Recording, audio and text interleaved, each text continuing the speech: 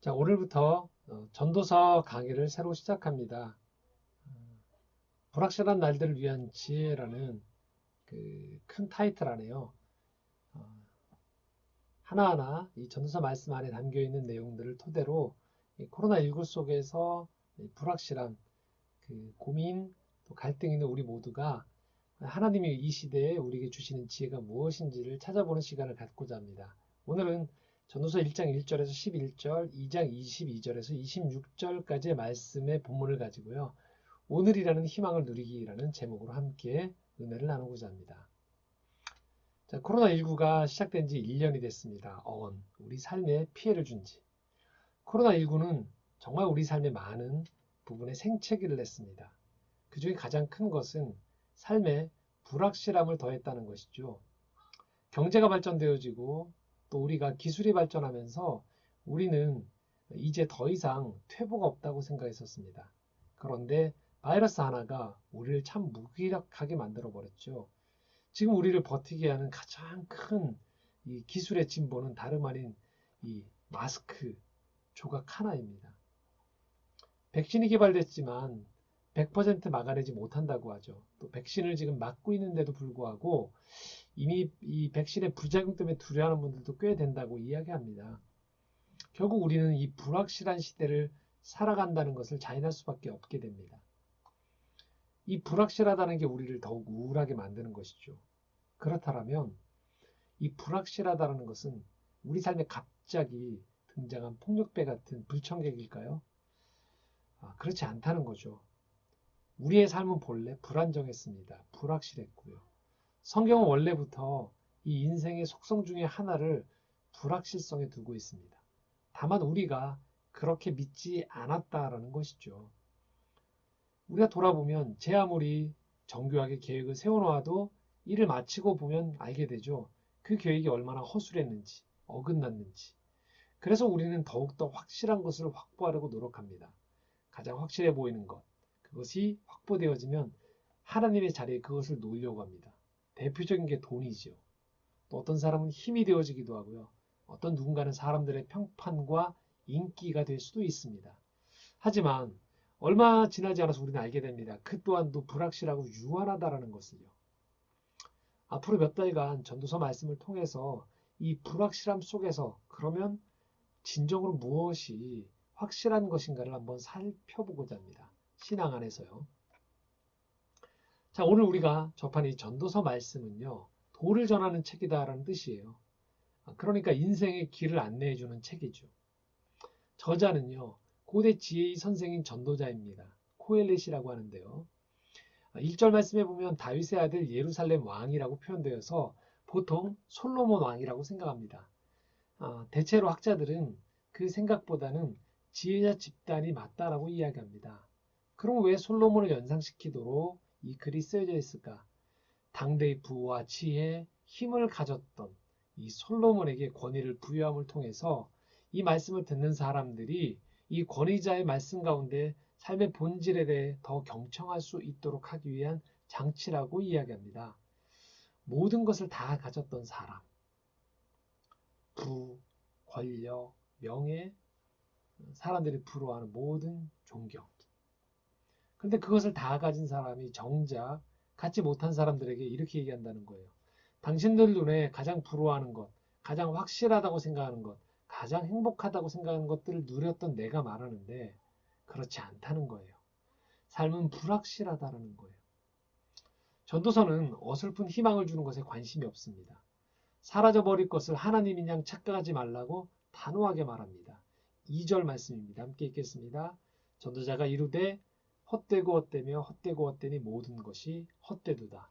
네 번에 걸쳐서 이야기합니다. 단호하게 헛되다고. 여기엔 타협함이 없습니다. 당신들이 확실하다고 하는 것, 저걸 붙잡으면 안전하다고 행복하다고 말하는 것, 내가 가져보고 누려보고 살아보니 그렇지 않다는 거예요. 착각하지 말라는 겁니다. 전도자가 말하는 헛됨은 무엇일까요? 3절에서 7절 함께 읽겠습니다.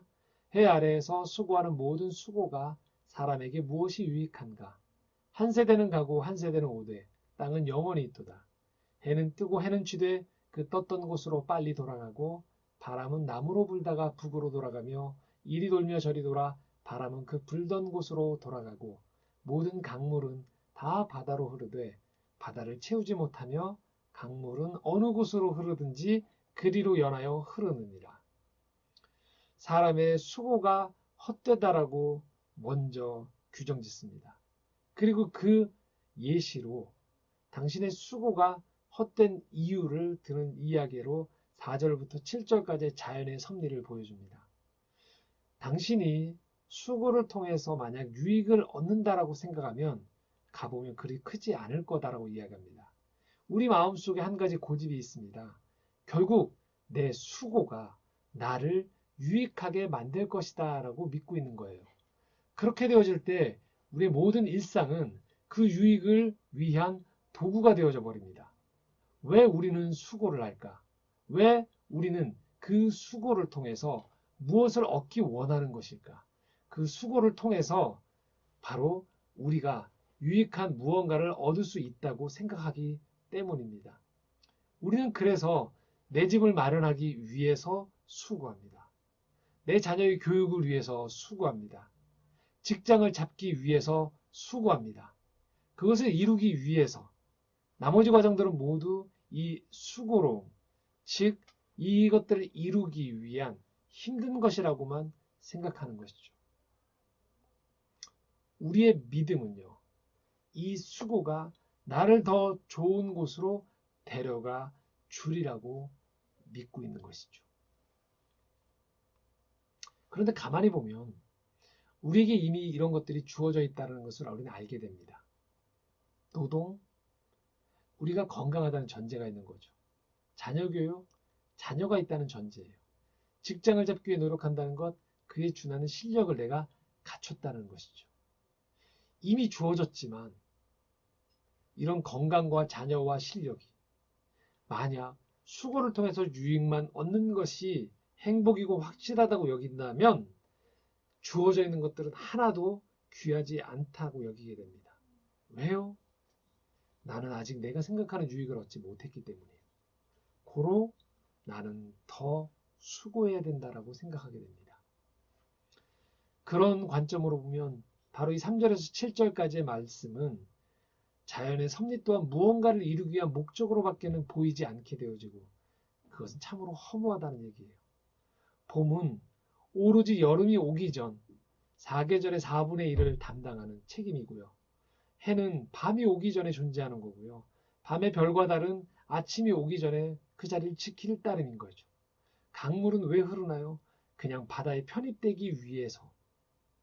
그렇게만 보면 존재하는 모든 것들은 헛되고 허무해질 수밖에 없다는 거죠. 그런 시각으로 보면 우리의 모든 수고 또 자연의 섭리는 이런 탄식이 나올 수밖에 없게 만든다는 것입니다. 8절 말씀입니다. 함께 읽겠습니다. 모든 만물이 피곤하다는 것을 사람이 말로 다 할 수는 없나니 눈은 보아도 족함이 없고 귀는 들어도 가득 차지 아니하도다. 피곤하다라는 거예요. 그렇게 수고했는데도 불구하고 끝이 없구나. 전도자는 말합니다. 지금 수고하는 일의 결과가 당신이 생각하는 그 유익을 가져다 주지 못한다는 거예요. 이전에 다 있었던 거라는 거죠. 당신의 삶에도 있었던 것이에요. 그래서 전혀 새롭지 않다는 거죠. 9절에서 11절 말씀 한번 다시 읽겠습니다. 이미 있던 것이 후에 다시 있겠고 이미 한 일을 후에 다시 할지라. 해 아래에는 새 것이 없나니 무엇을 가리켜 이르기를 보라 이것이 새 것이라 할 것이 있으랴. 우리가 있기 오래전 세대들에도 이미 있었느니라. 이전 세대들이 기억됨이 없으니 장래 세대도 그 후 세대들과 함께 기억됨이 없으리라. 해 아래 새 것이 없다고 이야기합니다. 이 이야기는 엄청나게 허무주의적이고 엄청나게 힘이 빠질 수 있는 이야기처럼 보입니다. 전도자는 지금 오늘의 우리에게 이렇게 이야기하는 거예요. 집 마련하기 위해서 수고하면 끝날 것 같는가? 자녀 교육을 시켜서 대학을 합격시키면 끝날까? 취업하면 끝날까? 결혼하면 끝날까? 출산하면 끝날까?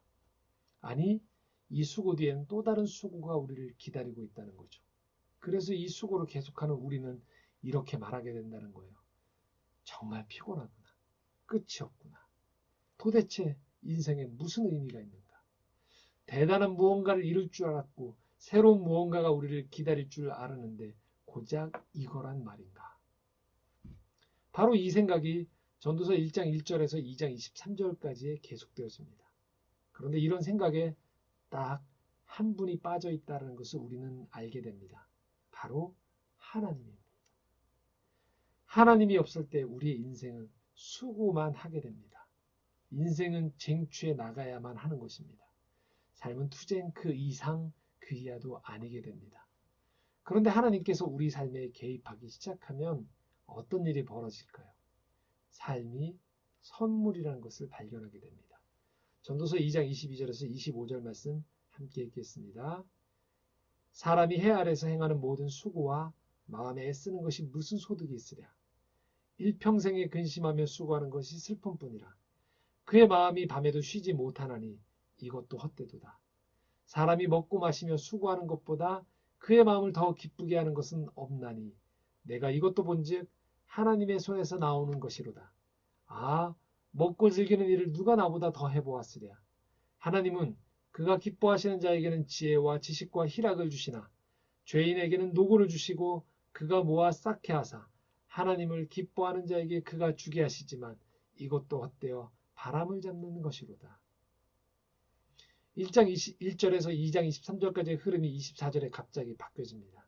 하나님이 등장하시기 때문이에요. 하나님이 우리에게 선물로 주신 것들이라는 것들이 눈을 열어줍니다. 먹고 마시고 수고하는 것, 이게 바로 하나님이 주신 거라는 거예요. 하나님 없는 나는 바로 먹고 마시고 수고하는 것들을 통해 내가 얻을 유익을 찾기 위해 힘써야 된다고 생각합니다. 그런데 하나님은 말씀하십니다. 이게 다 선물이라는 거예요. 우리에게 이미 주어져 있는 것들, 건강, 자녀, 그리고 실력들, 지혜들. 이 모든 게 무슨 의미가 있나 하면서 또 다른 유익을 찾기 이전에 이 수고를 주신 분, 이것들을 주신 분이 바로 하나님이라는 거예요. 그러므로 수고의 결과에만 몰두하지 말고 수고할 수 있음 자체를 선물로 여기라는 겁니다. 오로지 먹는 것 자체는 중요하지 않고 배부른 것, 배고프지 않는 결과만을 집중하는 사람에게 하루 3번의 식사는 그저 굶주림을 해결하는 끼니 일따름입니다. 밥을 먹는 행위조차도 오로지 그 배부름을 위한 수단일 뿐인 거죠. 하지만 밥을 먹는 그 행위 자체에 집중할 때 비록 그것이 부족한 반찬이 있을지라도 만찬이 될 수 있는 것이죠. 전도자는 말합니다. 오늘이라는 시간 속에 당신에게 주어진 모든 것들은 선물이라고. 그러면 우리는 이런 질문을 하게 됩니다. 코로나19 속에서 고생했던 1년의 시간이 정말 선물이 될 수 있을까요? 만약 우리가 코로나19를 벗어나야지만 유익이 찾아온다고 생각하면 2020년과 21년은 정말 쓰레기통에 던져내야 될 시간일 따름이죠. 하지만 여러분 돌아보십시오. 정말 이 2020년과 21년에 지금까지의 시간이 정말로 의미가 없었을까요? 아닙니다. 우리는 여전히 가족들과 대화를 했고 잠을 잤고 먹었고 운동을 했습니다. 비록 내가 원하는 만큼만 다 다니지 못했고 범위가 축소되었지만 우리에겐 여전히 이 시간들 속에서 깨달음과 멈춤과 쉼 그리고 교제의 시간이 있었던 것입니다. 물론 분명한 것은 코로나19 이전보다는 못했죠. 하지만 여전히 이 시간들 속에서 여전히 우리는 숨을 쉬고 있었고 사람을 만났고 이렇게 온라인으로나마 예배를 드릴 수 있었습니다. 오늘이라는 시간, 사람, 일, 이 창조 세계는 이미 우리에게 주어진 선물입니다. 비록 바이러스로 위축된 나날들이지만 그래서 모든 것들이 불투명해 보이지만 하나님은 이 시간들 속에서도 하나님의 일을 계속 하고 계셨습니다. 내 수고로 인생의 유익을 얻어야 하는 사람들에게 오늘이란 시간은 중요하지 않습니다. 내 옆에 있는 것들은 그냥 재료일 따름입니다. 내가 얻어내야 하는 수고 끝에 오는 유익만 중요할 따름인 것이죠. 그럴 때 인생은 온통 불확실한 불안한 곳이 됩니다. 그러나 하나님이 내 인생에 들어오게 되어지면 우리는 더 이상 오늘이라는 이 시간을 무언가를 달성하기 위한 재료로만 보지 않게 됩니다. 오늘 자체가 선물인 것이죠. 여러분과 함께하는 가족이 선물이고요. 우리에게 주어진 건강이 선물이고 집 밖을 나서면 만날 수 있는 자연의 모든 풍경과 흐름이 선물이 되어집니다. 코로나19가 끝나면 행복이 시작될까요? 그렇지 않습니다.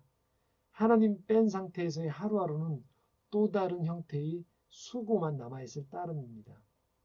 하나님을 우리가 믿게 되어진다는 건 바로 이 오늘을 선물로 받아들인다는 것입니다. 선물은 포장지를 뜯고 기뻐하고 누리는 것이죠. 그리고 그 선물을 주신 이에게 감사를 표하죠. 그리고 받기만 하지 않고 선물이 좋았다라면 나도 누군가에게 선물을 나눠주죠. 마찬가지입니다. 오늘이라는 이 선물을 하나님이 우리에게 주셨다라면 우리는 이 선물을 기뻐하고 누려야 됩니다.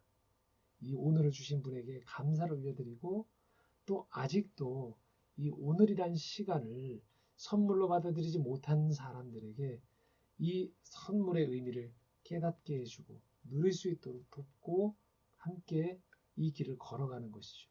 그리고 그들에게도 이 선물을 주신 분이 하나님이시라는 것들을 알려줄 필요가 있습니다. 불확실한 이 세상 속에서 우리가 붙잡을 수 있는 참된 소망, 하나님 한 분입니다. 그분이 주신 이 선물들을 누리고 나누는 그런 한 주가 되어지시기 원하고 코로나19 속에서도 이 불확실한 세상 속에서 그 하나님으로 인하여 참된 소망을 누리는 여러분 모두가 되시기를 간절히 바랍니다. 함께 기도드리겠습니다.